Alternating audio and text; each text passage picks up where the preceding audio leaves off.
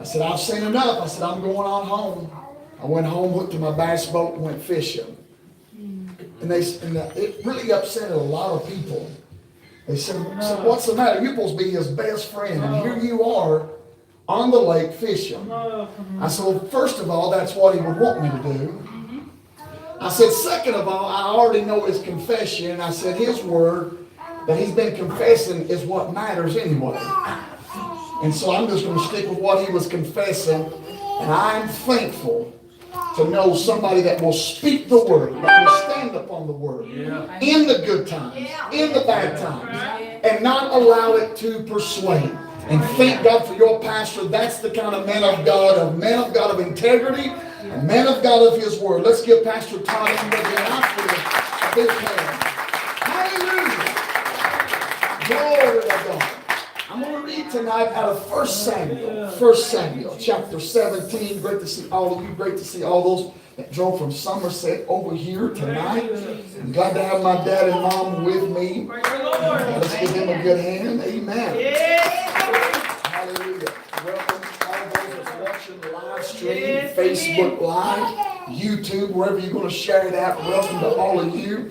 And right here as well, we'll have it online. And there'll be thousands of people that will watch this clip in 2 days' time. So listen, so you may be in here crowded tonight, but there's going to be a whole lot more people watching. So while you're receiving, be praying for those that's watching. Amen? 1 Samuel chapter 17, verse number 40. And he took his staff in his hand and chose him 5 smooth stones out of the brook. And he put them in a shepherd's bag, which he had, even in a scrip. And his sling was in his hand. And he drew near to the Philistines. And the Philistines came on and drew near unto David. And the man that bare the shield went before him. Verse 42, and when the Philistines looked about and saw David, he disdained him, for he was but a youth, and he was ruddy, and of a fair countenance. And the Philistines said unto David, Am I a dog, that thou shouldest come to me with staves? And the Philistines cursed David by his gods. And the Philistines said to David, Come to me, and I will give thy flesh unto the fowls of the air. This last verse. And then David said, the Philistines, Thou comest me with a sword, and with a spear, and with a shield. But I come to thee in the name of the Lord of the host, of the God of the armies of Israel, whom thou hast defiled. The first part of verse 46, this day, I want you to say this day. This day. This day. Say it again, this day. This day. Will the Lord deliver you into my hands. Yes. I want to minister on tonight on the thought on what I've been facing. What I've been facing is about to face me. Look at somebody say, what I've been facing is about to face me. What I've been facing, as we look at the Word of God, and we all know the story, we've heard the story about David. And we all can no doubt get up here and preach or teach about how that David was anointed as a young boy. And when this particular story takes place, he was already anointed to be the next king. Here he is, as he's taken out the men that's soldiers out to take them some food out there. And he gets out there to the battle as a young boy. And he comes to find out, Pastor Todd, that as he gets out there, the army is hiding in the ditches, afraid of this giant called Goliath, who was considered a champion, who had never been beaten, who had never lost a battle, who at every fight he ever got in, he won the fight. Most of the time, he didn't even have to fight. All he had to do was stand up because of his height, because of the stature of his natural being. But yet, here David was, he's taking the food out there. As he's taking his food out there to the brethren, to the soldiers, he finds out and he hears something that he don't like. Goliath, this champion, begins to mock the God that David serves, that David worships. And as here he is, he didn't like it. He asked them, what's the reason? What's the deal? You are not fighting them. And I can picture them saying, just look, I can see what I'm pointing at. You not seeing this joker? And there he is, he's standing there. David goes back to King Saul and says, Saul, I want to go and defeat this Philistine, this champion that the armies aren't afraid of. Saul laughs at him and mocks him and says, oh, you only are just a little old ruddy, little old stinking shepherd boy. You need to go right back out there and tend to those nasty stinking sheep. You ain't, maybe in a few years you might have it. But but David said, you don't understand something. I was out in the field.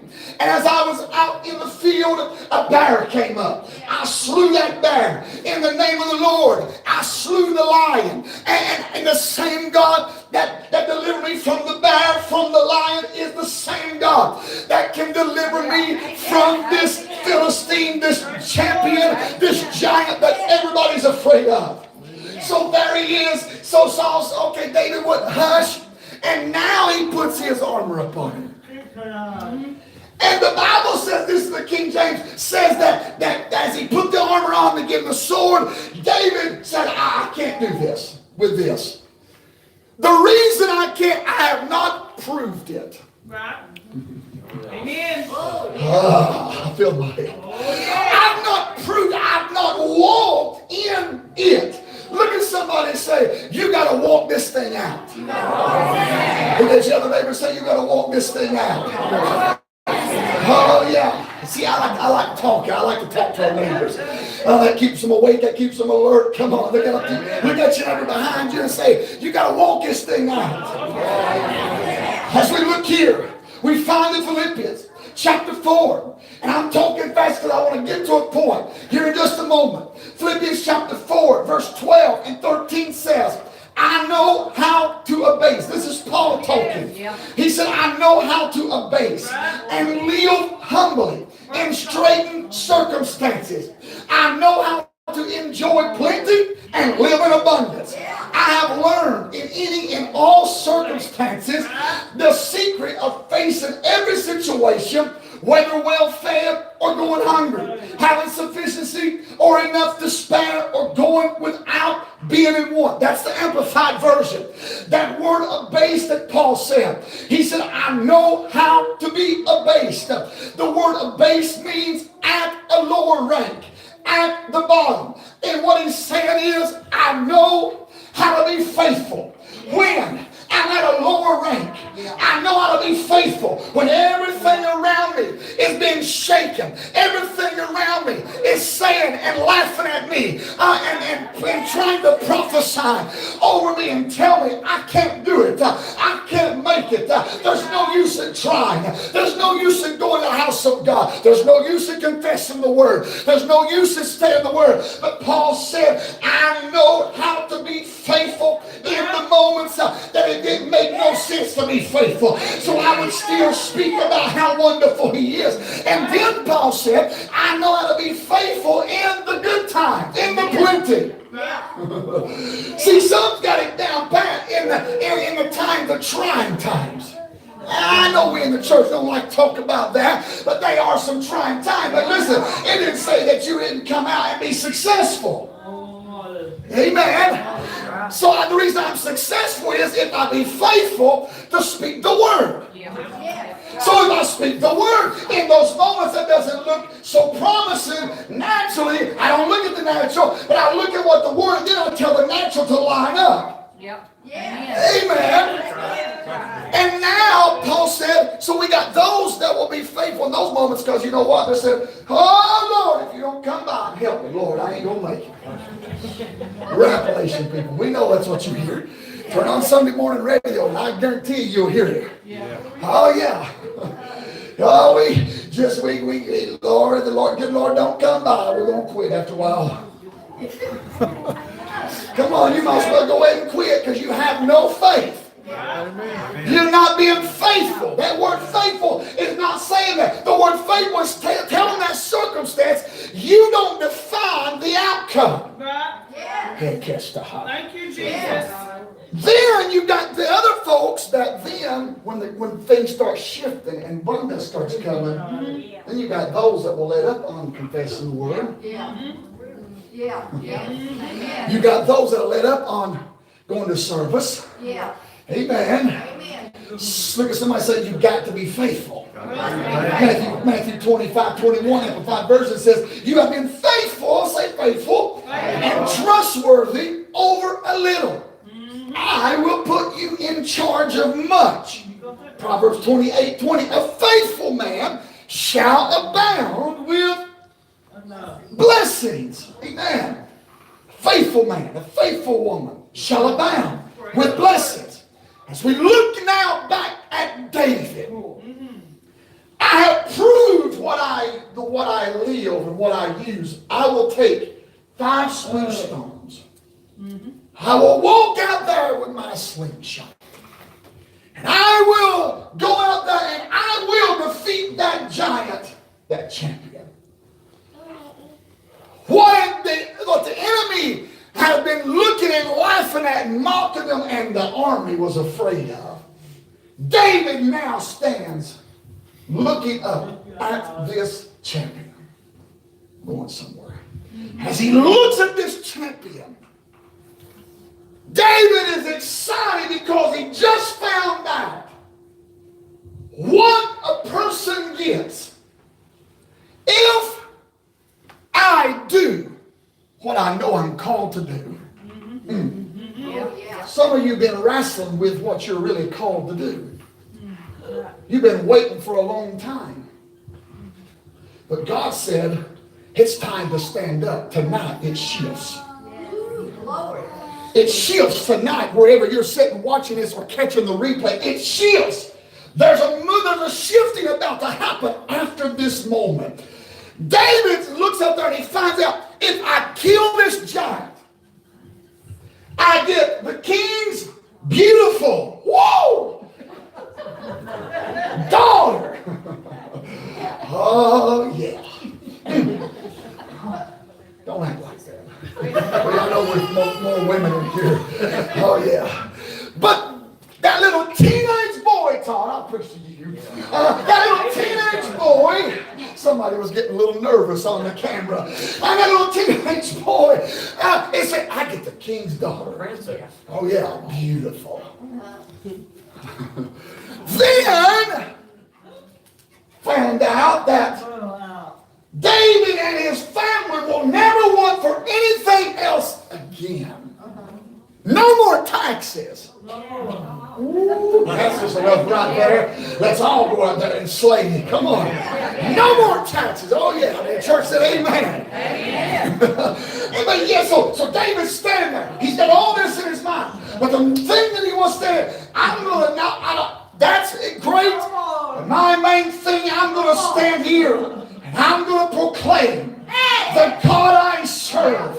And I'm going to demonstrate the authority that I now have because on the backside of the desert, and I stand in front of somebody who's never been defeated, who has mocked the God I serve. I come to you in the name of the Lord. And he put the stone in. You know the rest of the story. The giant fell down, knocked him out.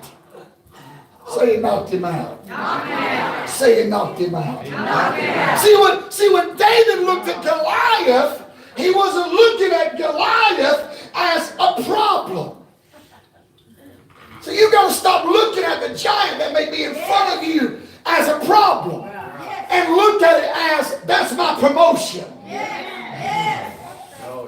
That's my promotion. Yes, to some, that's a problem. To many, that's a problem. But to me, that's a promotion.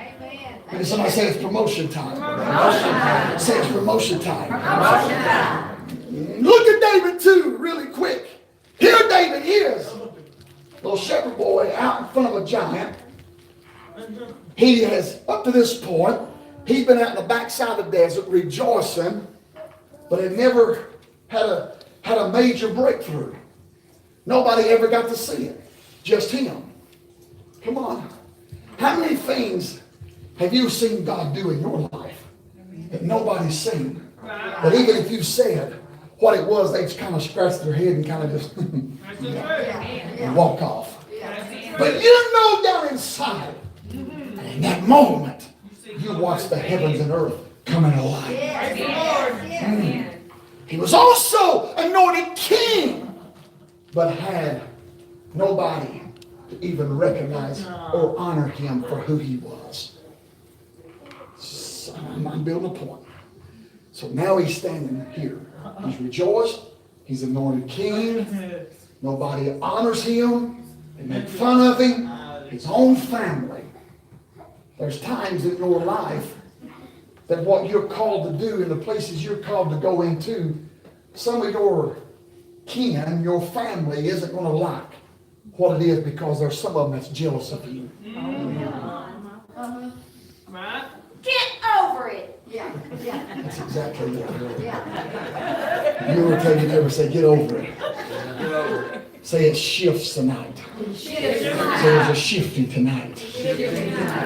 Where many see obstacles, I see opportunities. Where many see opposition, I see a transition. Say it's shifting. David took something he had walked in, and he was faithful. He's got the giant on the ground, and he does one more thing. There's two things to do when you are faced with a giant. First of all, use what you got. The second thing is, use what God provides at the moment when that giant is there. Amen. David slew him. He's on the ground. And then David takes his own sword, the giant sword that the giant was going to take to use against him, and he cuts his head off. Some of you have been faced with many things over the period of years. But tonight, I promise you, as I stand before you tonight, that heaven and earth is coming into alignment tonight, and the heavens are open in this building tonight and in this house tonight. The thing that we've been standing in front of that we've been facing is about to face us for the very first time, and it's going to see who we really are. Greater is He that's on the inside of me than He that's in the world. Glory to God. And I can't come through this when everything around me saying there's no way out of this. Yes. 10 years ago, 10 years ago, me and my dark-skinned, part Indian, beautiful wife, and my little baby girl was given 20 acres of property in Clay County, Kentucky.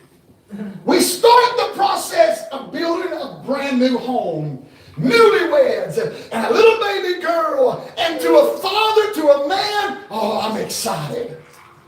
God was with me during that time. I was excited about this because getting to build a dream home. And here we are. Groundwork. I love seeing dirt turn. I like seeing it. I like to smell fresh dirt being turned because something's about to happen. Oh, yes. Oh, yeah. I like seeing men packing blocks. I like seeing it.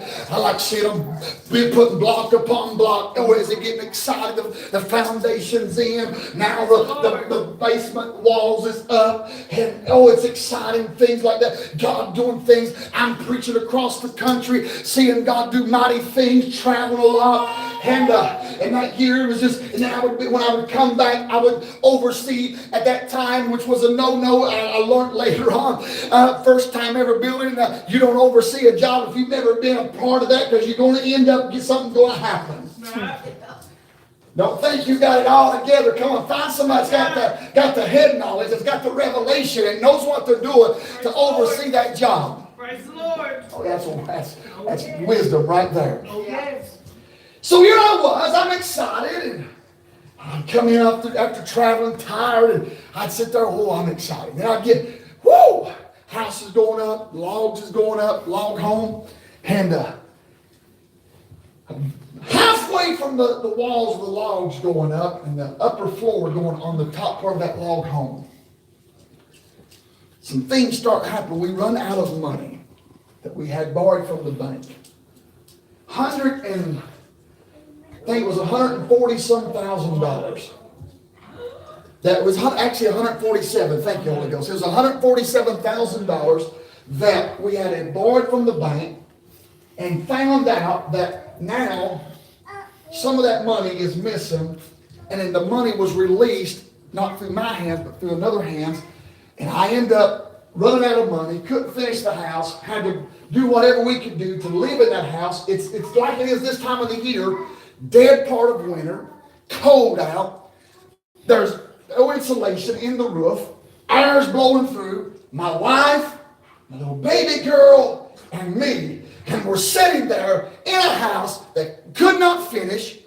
No money, the banks wouldn't release us no more money. And we're sitting there, and what was supposed to be exciting and a dream now become torment. Right. I'm sitting there, and I'm looking over, and my wife has got the cover over her and my little baby girl, and I'm sitting there with cover, trying to stay warm. We put tarpaulins up, we sit in one room, trying to stay warm, trying to enjoy the process. $800 a month that we now had to pay for a house that could not finish, wasn't worth living in. $1,000 a month electric bill on top of $800. I'm full-time in the ministry, traveling from church to church to church. Got more love than offerings. Yeah. Yeah. I don't know really if you really call it love, but anyway, that's what they called it. I'm giving you love. Amen. I don't like that kind of love. Anyway, I thank God for those moments. So $800 a month payment, $1,000 electric bill, and now things are getting tight. Hear this. And me and my wife sitting here trying to make ends meet. And there's an individual that I trust very, very strongly that works in the prophetic. The anointing was up on him one day, and he said, listen, I want you to meet me at a certain place. Pastor Todd, we met that place, and this individual said, I don't want to have to tell you what I'm about to tell you. And this individual began to cry, began to weep. He said, but God said, get out of that house. Get out of that house. And at that moment, I looked at my wife, and she looked at me, and the individual's weeping and crying. He's telling us to get out of the house. Here we are, don't know how we're going to get out of the house, because the farthest thing from my mind was to do what I had to do. And that was to end up filing bankruptcy, losing literally everything that we had. We obeyed the word of God. To make a long story short, to shift where I'm going. We lost the house, lost everything. Now we're living in a place. This was 10 years ago. It was in 2016. I went into what we call the cave, what me and him calls the cave. Get away, get along with God. And I got away to seek God. I was by myself. And the Spirit of God spoke and said, go live on social media. And it was actually Periscope that time when I had Periscope. And the Spirit of God said, read Joel chapter 2. In the years that the locust, the cankerworm, the pommel and the caterpillar has eaten up, God said, I will restore it back to you. Amen. And you will no longer be ashamed, and I'll make the heathen a reproach. God said to read that to the live stream. I read it to the live stream audience, and he didn't tell me to add nothing else, so I didn't add nothing else. I said, that's it. And I hung up. I clicked off. I went back to walking in the room, praying. And God said, you release that word tonight to people that needs it. And said, I'm going to release something back to you. I got to the place in 8 years of driving. I had to drive by this house every day for 8 years. I was so bitter at the situation As I drove by, that was going to be my dream. As a father, as a minister, I was going to leave that as an inheritance, the property, and all of this to my little girl at the time. So I'm driving by. You come around a curve where I live. You come around a curve and there's a big, long, straight stretch. I got so, in 8 years of passing by that house every day, that as I come around the curve, my head would automatically turn as I would drive the straight stretch, and I would not look at that place because I was bitter at what happened. I drove down to 2016, and right before I went to the hotel, and God said, when are you going to start praising me for the things I've blessed you with? And I said, oh God, I do. That's how I talked to him. I said, I do, Lord. He said, no. He said, when are you going to start praising me for the simple things? Come on. Yeah. And I said, well, I do. And he started showing me things that I hadn't been thankful. I didn't get up this morning. Whoa, glory to God, I had a bed to lay in last night. Thank God I didn't lay out in the rain tonight. Come on. Yeah. And see, the little simple thing that I took for granted, I got clothes. May not be some of the clothes that sometimes I want to wear, but hey, I got clothes on my back. Yes. And then he spoke and said, I want you to do like your friend does, talking about Todd. Start taking pictures. So if you follow us on social media, we believe in taking pictures. Here's the reason why. It's not as bragging as boastful as look at who we are.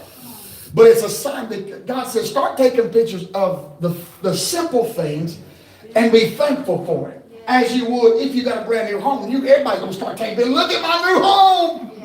Look at my new car. And so here I am. I lived in a mobile home. I preach. Now listen, I preach all across the country. And I get to preach for a lot of the well-named people. And they got some nice stuff that God's blessed them with. And so I've ate at one person's house. Their table, as long as this sanctuary is, that's solid marble. Right? He's been with me. My dad has, and Mom has too. And so I got thank God I got a mobile home that we paid for. And I'm no carpenter. That I got to go in, put the laminate floor in myself. And so here I am. I'm doing all this work. And mobile home. It's I thank God we paid for it. We paid cash for it. Wasn't much, but we remodeled it. Looks good. And then all of a sudden, God said, "Start taking pictures of the place you live." And I said, absolutely not. Take a picture of your yard. See, I like big yards. I like striped yards. Where you see the stripes going down one way and coming back the other. I like that. So here I am, my mobile home. And so my yard was about the size of this pulpit, the width of this building. And so I said, okay, Lord. It was just over a time. I'm like, let's take a picture. I wouldn't take a picture. So finally I said, okay, I'll take a picture. I got good with a camera. I got down on one knee, down like this, and turned the camera. Big yard. I know it's deceiving, but hey, it's my testimony. This is what I did. You go back, way back 2 years ago, and you can look. And so here's that yard. It was no bigger than this podium, this pulpit. And so it looked like I had a big striped yard. Then my buddy, I like outdoors. My buddy gave me a big old grill, one of the metal grills I could see over at the campgrounds. I like that. And so here it is. I take a picture of my grill. Man, I'm getting with it now. I'm taking a picture of everything. And then one day,